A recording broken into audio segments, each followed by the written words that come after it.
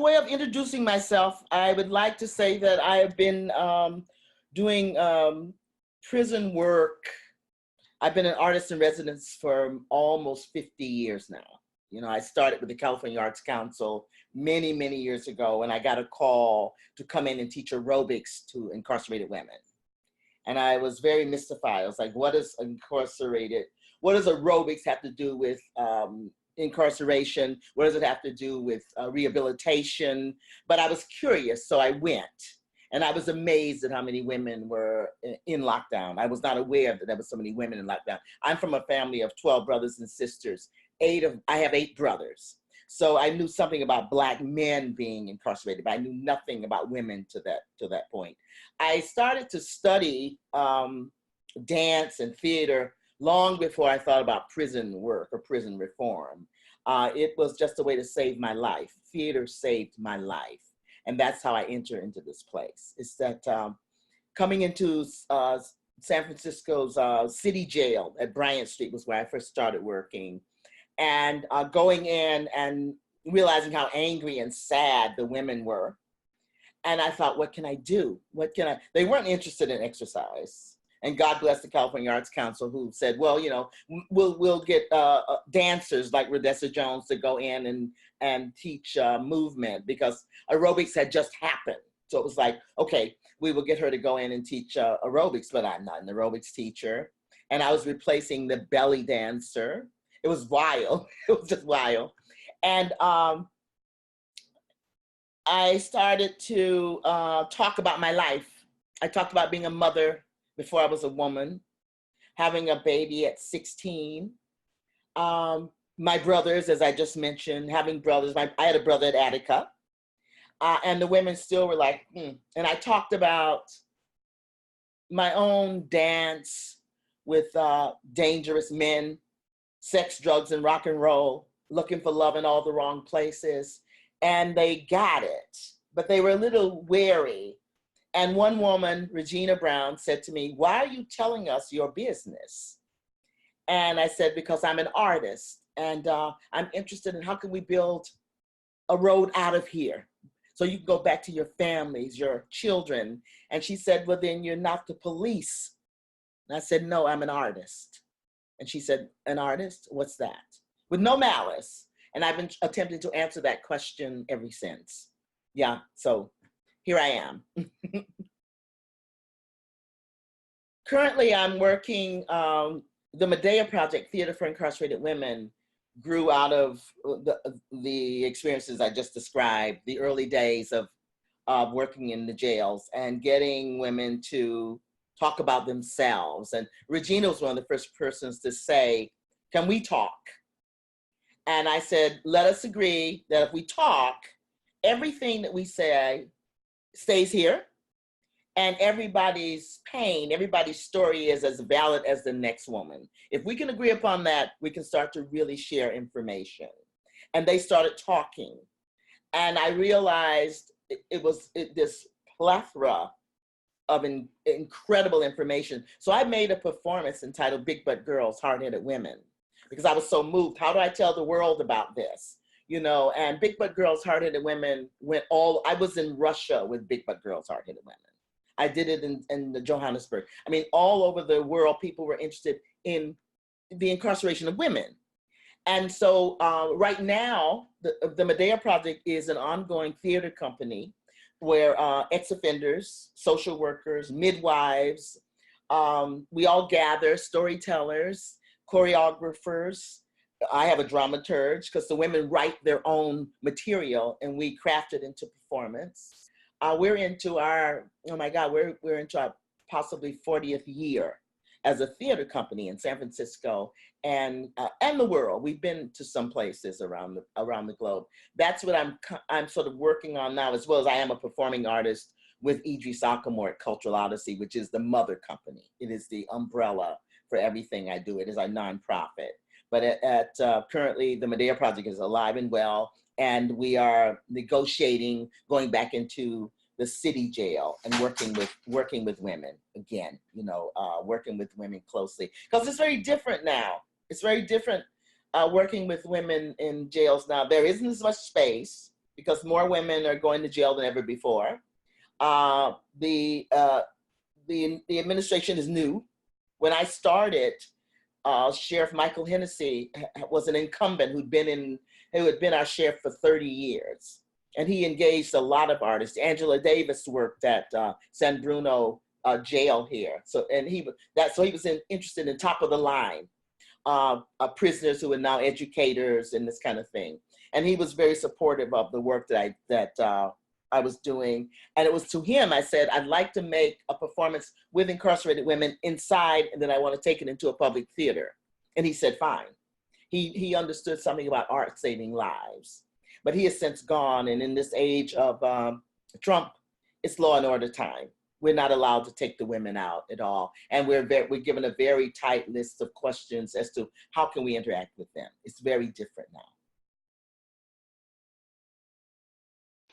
And I'm curious, a little off topic, because so much of what you've created sounds therapeutic in this theater way. And we're coming from this different angle, but coming to the same place, it sounds like. And so I'm curious, like when you do go in, how do you frame that? Do you frame it like we are creating theater, or we are doing therapeutic theater? Like, is there a way that you bring it to them and share what it is? Well, my mentor, was Sean Reynolds, who was getting her MSW, and this is almost 40 years ago, and she mentored me, preparing me to go into the jails, and I approached making art. I didn't talk about it being drama therapy, but I knew that was a part of it. I wanted women to open up about their lives, because I realized that a lot of women are incarcerated because they've never had anybody say, it's okay to say out loud, this hurts me, or I'm angry. So I began, I guess, how I began to answer your question is that I began with movement. I began with moving, cartwheeling across the floor. I began with playing children's games. Louise Nevelson, the great sculptor, said that it doesn't matter your art form, but everybody should move. And I was, and I'm still an old dancer. So that is how I began with the work. And out of that, everybody gets soft and loose. And then I pose questions. How did you arrive at this place? Even earlier on, one of the questions was, how did you get your name? And that was and people were like, my name? I said, yeah, your name is very important, And all of a sudden for the ones who needed more of an intro into this question, the women that I brought in, a couple of artists at first, and they would sit with women, and women started to talk about how they arrived at their names and how important it was. And then of course we flow into mother and baby and this kind of thing. And I do something called the matrilineage. And the matrilineage, everybody has to learn it. And my matrilineage is, I am Rhodessa, the daughter of Estella, the granddaughter of Flossie and Anna, the mother of Sandra, and the grandmother of Chaz Nicole. And I remind women of how important that is. It's more important than being a drug addict. It's more important than being a prostitute. This is how I began the work.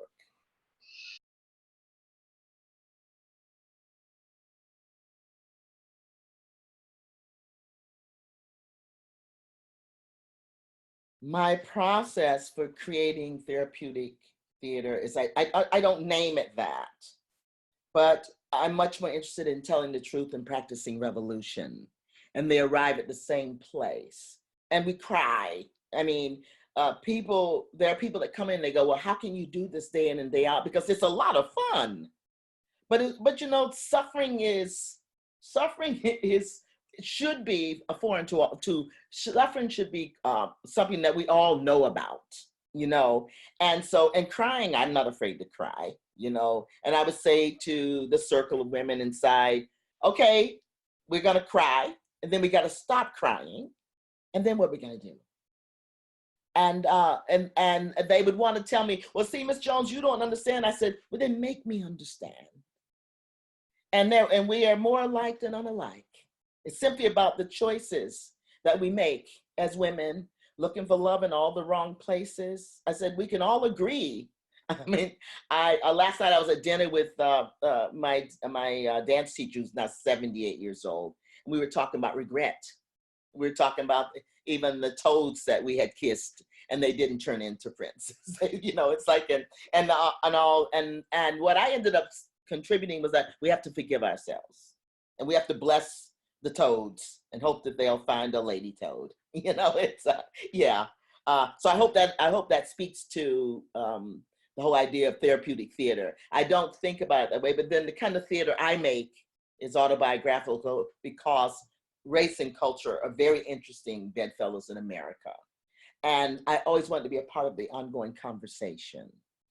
And living in San Francisco, I had the great opportunity to see and meet Robin Williams, you know, Jeff Hoyle, Lily Tomlin, seeing these people work, Whoopi Goldberg. These were my community, and I wanted to be a part of that because I feel like my story is an amazing story. You know, I'm a migrant worker's child, you know, and as I said earlier, I was a mother before I was a woman. And as Audre Lorde would say, we were never meant to survive. So we may as well speak the truth, knowing that we were never meant to survive. And that's where I went into the jails with that whole idea that your story is a part of the American canon, the American character. And having women realize, you know what? I am a part of this. And I say, get mad. Get mad. It's okay. I said, we can handle it in this group. I'd like to see you get mad at being betrayed, at being sold into prostitution, at being sold into the dope business. I have had over the period of the last 20 years, I've met so many women that their parents were drug addicts. And so you take this 5-year-old girl and you leave her with the drug man because that's how you pay for your dope. It's like, and women having to come to grips with having your vaginal body reconstructed because you were left as the prize or the money for the drugs that your mother and father took from the guy. They left you there with him, you know? And yeah, that would make me crazy. That would make me mad. But let's say it out loud. I'm mad. And then of course there's always the Christians. There's a lot of Christians, and God bless them. I mean, I'm spiritual. I'm not necessarily a Christian, but they would remind us that we have to forgive. And I said, they can't forgive until they know exactly what happened, and they have to burn through the fury of, because they were deceived. We should be taking care of our children, not like leaving them for the wolves, you know. So my unique strengths is I grew up in the era of sisterhood is good. And that was my political platform. My weaknesses is my inability sometimes to let go of somebody else's inability to move forward with the truth. I have women that I work with who get so angry, they want to go back to the dorm. And I'll say, okay, fine. But then they'll show up the next day and I'm like, wait. It's apolitical for you to come in here and sit and listen to somebody else's sorrow, and you refuse to give anymore. And the deputies are like, wait a minute, Jones, you know, you can't tear the jail down. But they leave me alone in my crew. God bless the crew now. They stand with me because the Medea Project, Theater for Incarcerated Women, is named after Medea, the sorceress. And you think about the story, the Greek classic, the nurse was so important in the story of Medea. The nurse is the storyteller. And all of my women from the outside, they're trained to understand that you are the nurse. You are the one that stands with the woman. And when I'm going a little crazy, they stand with me. So, but my strength is that sister is good. And I love women. I love the magic. Women are scary. Women are much scarier than men. But I love that. That's what I found working with incarcerated women, is that, and they don't know how powerful that is. But I had a mother who would go silent, and you knew anything could happen now, and you better tread lightly, you know. And at the same time, my mother taught us, and I have 3 other sisters. My mother said, you know, man was asleep when woman was made. You know, you grow a baby under your breast and you decide who's the father of that baby, which is like, what?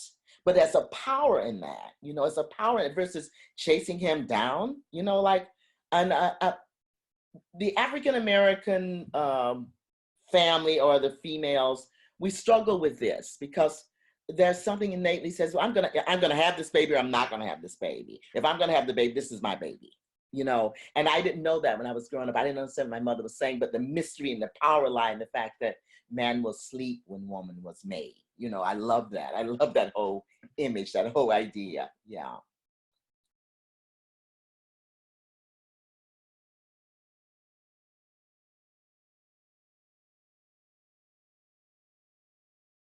My hopes, I've already met and I have been blessed with rewards for the therapeutic work that I've done in prisons. For one thing, I feel so blessed and I can embrace myself and say, boy, I missed that bullet. I missed that bullet, and that was just one of the gifts that the goddess said, go do this. And I needed it to grow my own wings. And as Toni Morrison would say, you can't fly until you can shake the stuff off your wings that are holding you down. And that's what the work did for me a long time ago, was that as an African-American woman, I missed that bullet. I had a mother and a father where before I'd been like, oh, my mom and daddy's always telling me what to do, but they were there when I had my baby. And my father said, look, if you need to go, please don't talk about giving my grandbaby away. You leave that baby here with us. He said, and if I got 2 grains of rice, that baby gets 1 and you get the other as long as you're here, but don't talk about giving it away. And that gave me such a base, a power, and I took these things into the jail, and they would knock upon the back of my mind that that is why I'm here, because there is something that I can bring to share with them, but also the power of women, the power of, I say to people, if I'm ever in lockdown, there's certain girls that I've worked with, I want them at my back. I want them there because they're not playing. They're not playing, and they will throw down for you. And a lot of women on the outside, we want to be nice, we want to be nice, and we don't want any trouble, and we definitely don't want to be associated with the bad girls. But I think all of us, even us drama therapists, we're a bit bad girls. That's why we're attracted to this work, Where, I tell people I am a bad girl, and I've lived to tell the tale, but and I love bad girls. You have to be a bad girl. You have to be a badass woman to go into a prison and do the work that I do, and I think even that you would say that you do. Being in South Africa and having, I've been working in South Africa and Natrina prison for like the last 15 years, off and on. And the South African woman, the general profile of when I first started going into the jails in South Africa, she was a student. She had grown up with Nelson Mandela coming into power, so she was very educated. But the economic apartheid of living in South Africa prevails very heavy still. And as an old whore here in San Francisco used to tell me, if you ain't got no money, you're gonna get some. And those were the women I met in the prisons in South Africa, embezzlement, fraud, but it was to pay their children's school fees. And a lot of women were also imprisoned because they had bought into the whole idea that I'll be a mule and I will go to Brazil. I will go to Afghanistan and bring back a ton of cocaine in my body, and I would get 10,000, which is nothing. But they would get, if they made it, they would get $10,000 from the dealers for their troubles. And a lot of women didn't make it. Women died, as well as women were turned over to authorities because everybody's not going to get through. And these were the women I met in South Africa, which was a whole nother profile. I didn't meet a lot of junkies. I didn't meet women that were angry because they had bought into, oh, baby, you so fine. They didn't buy into that. He left and they had to feed their children, and who's going to argue with that, Yeah, so.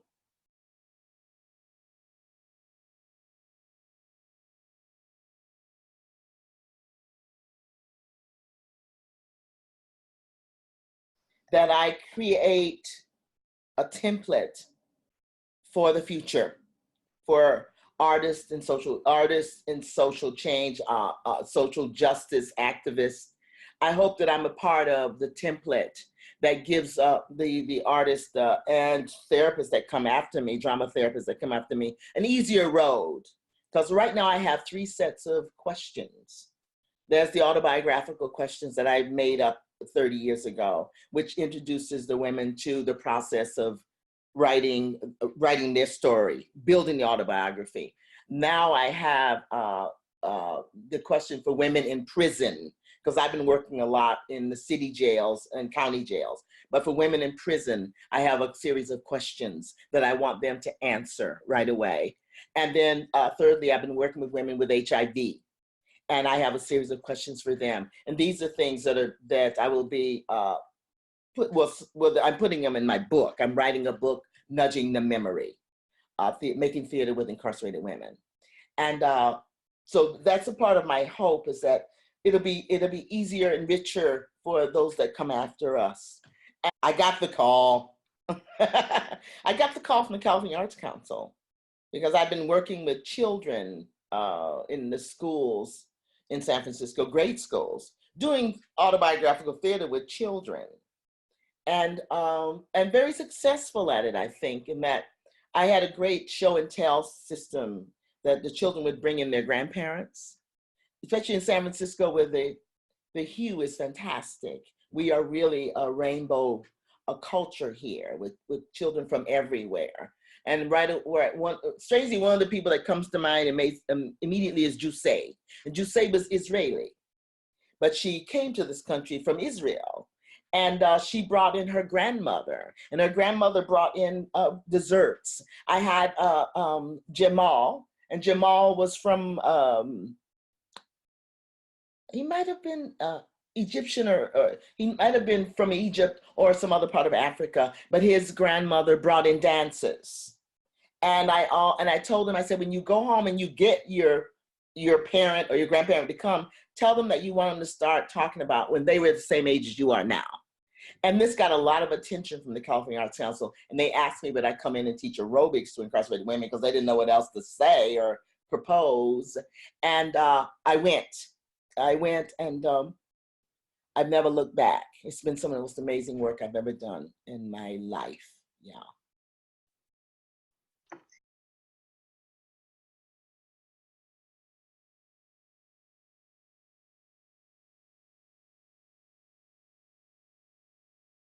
Comes to mind in the body and persona of Angela Wilson. Angela Wilson was the first white girl that was attracted to my program and came and stayed. Angela, classic. Her mother had to let her go at like 13 because she was a wild child, and she had gotten involved with this truck driver who was much older. And her mom said, okay, her mother gave her blessings, and Angie left Idaho and headed for San Francisco. Got involved with methamphetamine. But before that, fell in love with a guy at about 16, 17, had a baby. One day, she's freaking. No, the baby was about 4. And so she's about 20 now. She leaves her son and her man and says she's going out for cigarettes. It's classic. She doesn't show back again for another 4 years. She goes to jail. She does all this stuff. I meet her in jail. And she answered the question that I posed. I said, if there was a pill that you could take to be Black or to be brown, would you take it? And she said, in this midst of all these Black women, she said, yeah, but I'd only want it for a short amount of time. And everybody's like, well, wow. She says, no, wait. The world is hard on Black people. She said, I wouldn't want to be a Black woman 24/7. She said, and she broke it down to them. Why? She said, being in jail, even here, I'm a blonde. I'm treated better here. So fast forward, she does her time. She goes into Walden House, a therapeutic community, does her 90 days, comes back, finds me, comes back, adopts me, start for the next 10 years. Angie's been with me 25 years. For the next 10 years, she was at my house for every holiday. I taught her how to make turkey. I taught her how to make, the girl can burn. She can cook like a colored woman. And I say, aha. And she goes, Rhodessa, they're still like wondering, well, how do I get to cook greens and candied yams? I say, you tell them that your other mama is Black, right? And Angie is now the program director for the outreach program at San Francisco City Jail. And she has spent a lot of time in jail. And I'm so proud of her. I'm so proud of Angie. Now, the other success story is Felicia Skaggs, who is my ghetto fabulous. And she and Angie met at the same time, and they call themselves sisters. Felicia was a booster, a thief, who's addicted to crack cocaine. And she would hustle me for money. For 2 or 3 years, I gave her money. I didn't know any better. I would give for her lights, for her car, and I'd say, okay. And then I said, I'm not giving you any more money. Of course, she'd come back, Rhodessa, would you? And she apologized later, which I thought was an amazing thing, and confessed that she hustled me. But she got busted seriously and had to do another 1.5 years at a women's center, Santa Rita here in the Bay Area. Got out and came back, and I was doing a show at Berkeley with an intergenerational show about social change at UC Berkeley. And Felicia showed up just in time to be a part of the community, and she was really open to talking about her journey as an ex-offender. And to this day, she has not been back to jail. She's dealt with her own crack addiction, which, my God, is amazing. She has now got her dream job. She's a cross guard for the city of Oakland. So she she loves it, but she knocked around for a long time. And she checks in with me. She'll be traveling with me. She's already traveled to the University of Michigan. She's already been at the University of Pittsburgh. She travels with me as a teacher. She's very good at she has great rhythm, and she's a big girl, and she's fabulous. She'll tell you she's fabulous. So those are two stories, Angela and Felicia. Yeah.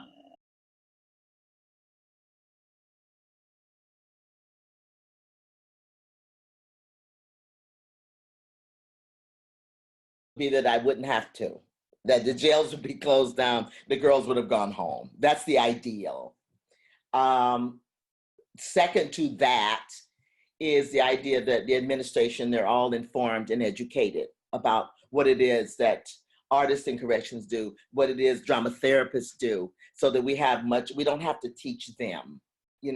I find that I'm always running up against the rules and the regulations, and people get hostile because in America, we don't know what artists are anyways. If you're not a movie star or a television star, people don't know what you are anyways.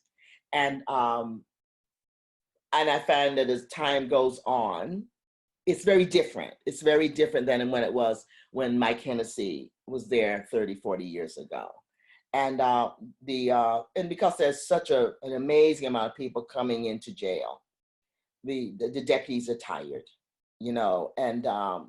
and then with the rhetoric of the country right now, that there are the haves, there are the have-nots, there are the youth, there are the people that are valued, and then there are the people that are not. So you have people that are caught in the middle who have guns. They are a legalized gang, and they tend to stay on the side of their gang. So you don't have anybody really meeting a lot in the middle, with the artist. There are people that have seen the Medea Project, and they want, even the new sheriff, she's seen us in performance, but she told me there's no way that she was going to allow us to go out, take a group of women outside of the prison and do a show in a public theater, which is what we used to do all the time. That's how she saw us. So I don't get to take the women out as much as I used to. I don't get to build that show, which was such an amazing ego builder. It was such an amazing healing for women that they were moving towards being in a public performance where their children, their parents, their brothers and sisters could be in the audience and hear their stories. We don't have that anymore. And I would love to be in such a situation where somehow through these processes that the jailers, the deputies, they'd have to be educated about what we do. What we do as therapists, what we do as artists. Because when I worked in South Africa, the last big show I did, the authorities in Naturena Prison, they let me do a show with the International Women's Festival. And that meant I got to take the women from Johannesburg to Pretoria, the State Theater.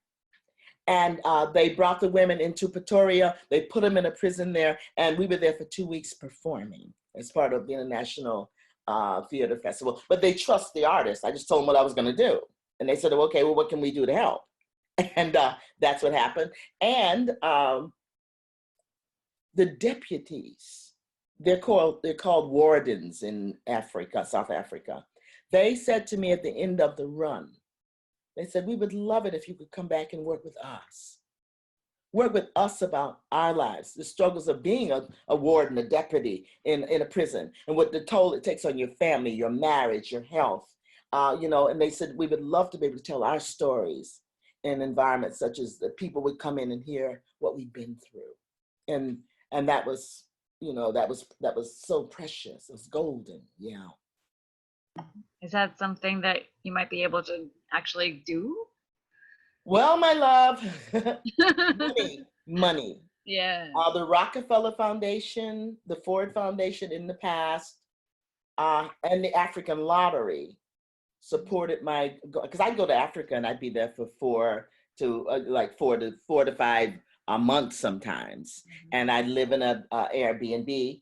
I'd have a stipend. I'd have a car or a driver if Idris Akamor, my partner, didn't go. And it was all funded by the African Lottery, the Rockefeller Foundation, the Ford Foundation. And I feel it here at home. There isn't just that kind of money anymore for this kind of work. The money has to be divided up between the fire department, the roads. I mean, we don't have the pockets of money that we used to have, even in our own country, to do the work. So Africa got cut off at the knees fast as far as the Rockefeller and the Ford Foundation was concerned. So, and I'm still like hoping and wishing. I just applied for a Guggenheim. I was invited to apply to something called Anonymous Woman. And I don't know who actually suggested me, but I've applied for that. And I've applied for the Doris Duke Foundation grant. And I'm hoping if something like that comes through, I would take my crew. I'd take at least the 6 core women, and I'd go to Africa to work in the prisons and on the outside. But I did the Guggenheim a year or so ago. They weren't impressed with the idea of traveling to Africa and helping women open a bakery. Because I still hear from women who've gotten out. I tell you, one of the most amazing things is the African authorities at Naturena Prison, they gave women time off of their sentences for completing my residency. That's how profound they thought it was. And so I hear from women who they wanted to start a bakery, cafe. This is like 3 or 4 years ago. And I wanted to raise money to go to Africa and take Sean, my mentor. And even, there's several women that I know there was Susan Taylor at Essence Magazine. These were the women I wanted to take with me to help set up a job fair, so we could figure out how to get this rolling for these women who they get out of jail, and their families will say, look, we've been taking care of your kids. So, you're kind of on your own, and that's scary. But they roll with it. I try to be a bridge for them. I try to listen. Because but they know that they don't want to go back to jail. They know it, and they do everything to fight against it, but it's hard. Yeah.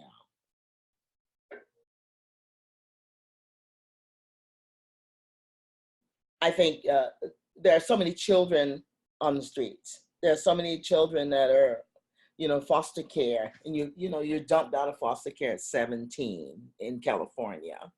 And I'd like to see, as a part of states' recommendations, if you're gonna get in trouble, even, this should be one of the things that can be suggested for you, that that we're all in some database, or we're all a part of some I work with UC Medical Center here, the Women's HIV Clinic, and I would love to see that elevated to a place where we have these drama therapists, we have these artists and residents that we have, they have a proven track record with women in jail, with women with HIV. And I think that we have to really focus on all these children that are literally being raised by wolves, and having the courts be aware of us in a light that's powerful. That, you know, right now, Dr. Mocktinger, who I work with at UC Medical Center, he's being approached about this large project of trying to measure who has been traumatized, who, you know, as far as looking at a large picture of patients, and this is like HIV, this is psychotic, this is therapy, but trying to create a base and having, like scientists do, they want numbers. And he's like, you know, this is nuts. But at the same time, I'm looking at him and we're kind of talking about what can we really do? And I said, please remember that when this money is about to be distributed or whatever, please remember that you have worked with me. He and I created, with his interns, we created a book entitled Expressive Therapy. And it was about how my work supported women with HIV. And it was as basic as sisterhood, as finding someone to share your thoughts with, finding the games, the way that we would do a session, and finding ways for the woman who's living with HIV to get her voice, because I've had those women on stage now talking about living with HIV, and that is so vital if they're going to live and be healthy. You know, it's like, come out of the closet about that. And I remind him that just if there's any room for us to be a part of it, please, you know, be mindful of that we're not messing around. You know, it's like, I'm sure in the whole area of drama therapy, it must be, sometimes you must get a strange clap back of like people not quite sure what you're doing, you know. And drama therapy in itself is, I think, holy. I think it's just, you know, it's a little different than just quote therapy. And again, back to youth and of course women, but people have been sexually violated. You know, it's like, if we can build those numbers, then we need people that can come in with these various avenues and venues and ways and means to open them up and to help them begin to heal. And for just letting, I work a lot with women who've been raped, you know, and they still, you know, they feel it's their fault. And how do you open somebody up and let them know that, you know, that has nothing to do with you really. It's a dirty business. And you were victimized versus placing blame. You know, everybody should be taking responsibility. I guess that's what I'm saying. Yeah. So that's what I would hope to see where we go as artists who are doing this work in jails and prisons. Yeah.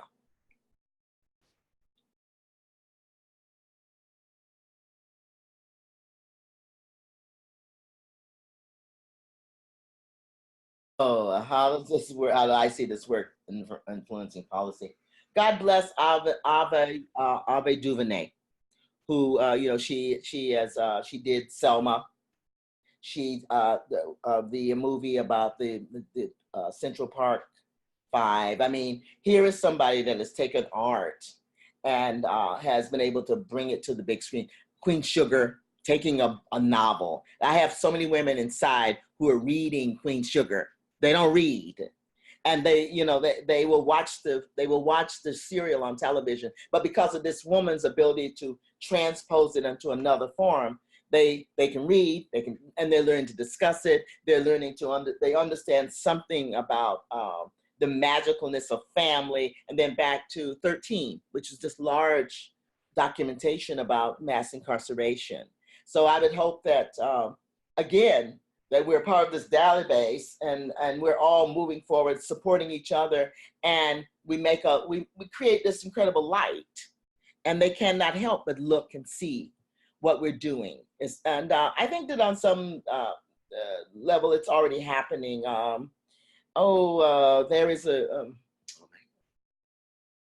There is a woman who wrote a book and I can't think of her name, but it was based on her life and how she went from being a regular old housewife to a crack addict to coming back and starting this house in LA for women. And I think she's already been approached by Sacramento to come and talk about her work and what she's done. I've already been, many years ago, I was invited to a Justice Summits to talk about what I do. And at the same time, I felt like there were people around who had no idea what I was talking about. You know, it's like, and also, we don't have enough money. Why are we wasting money on those people? And I always tell people it's like HIV.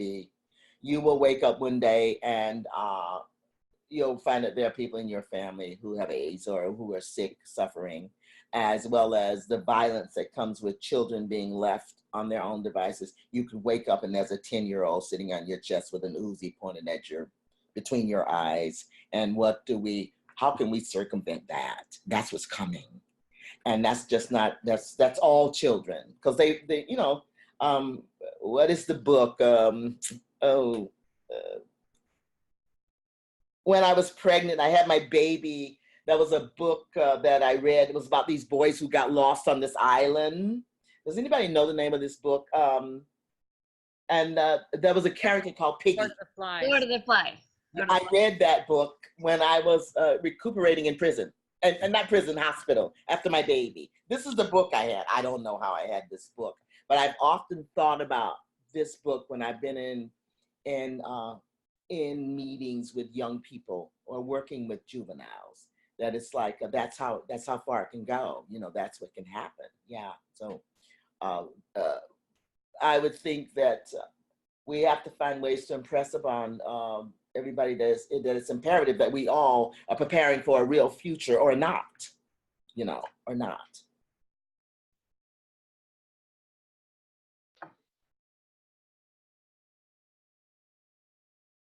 Because prison should have artists and drama therapists working inside, because it is like Marat Saad, it's like we're either living in an insane asylum. And that's what prisons can be, if we don't have any outlets for people to express themselves. And a lot of them still are, but I think if we can seriously think about the future again, do we care about our brothers and our sisters? It's like, and even if these people do their time and get out, I would just hope that everybody's thinking about how do we best prepare them, because they sit around and I'm sure you know this too. They sit around in prison, the convicts, the inmates, and they share war stories. And for me, I want to get you up on your feet. I want us to act. I want us to dance out your narrow escape. I want us to dance and act out the first time you had to fight off a trick. What was that? And immediately they're like, they like this secret society, but they're also, because of television and movies, all of a sudden they're at the center of the story. I said, Hollywood can't tell. Hollywood can't even make up a story that you'll tell me about where you've been. And there's somebody that needs to hear your story. So I think that it's really important that we're there to keep it elevated and to keep it as healthy as we can. And I really believe that, politics don't work. Religion is a bit too eclectic.